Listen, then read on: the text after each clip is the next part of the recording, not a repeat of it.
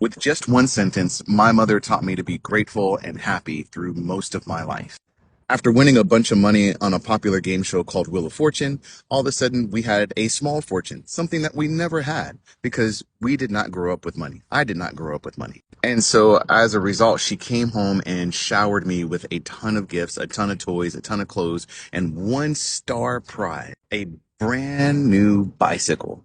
And as a young boy, you can imagine I should have been very excited, very happy because I didn't really have a bicycle at that point in my life.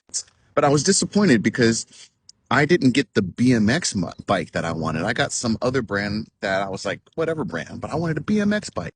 Well, I didn't do a good enough job hiding my disappointment. And my mother, you can imagine what goes through her head. And instead of jumping to a conclusion or getting on to me for not being as happy as she thought I should be, she instead just asked a simple question. She said, "What's wrong?" And I trusted her enough to tell her, and I told her why I was disappointed. And this is the one thing she said that allowed me to live a life of gratitude and general positivity and happiness for the rest of my life. She said, "Rico, you better get happy with what you have."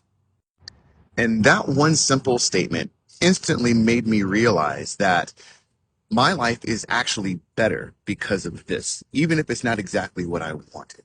I can imagine a life with less or without. And what I have now is definitely better than less or without.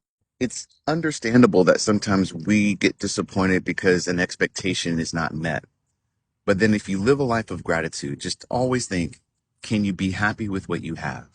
Is what you have better than having less than or not having at all? And that's the reason why that mentality has kept me to be fairly positive throughout my entire life and a life of gratitude regardless of circumstance.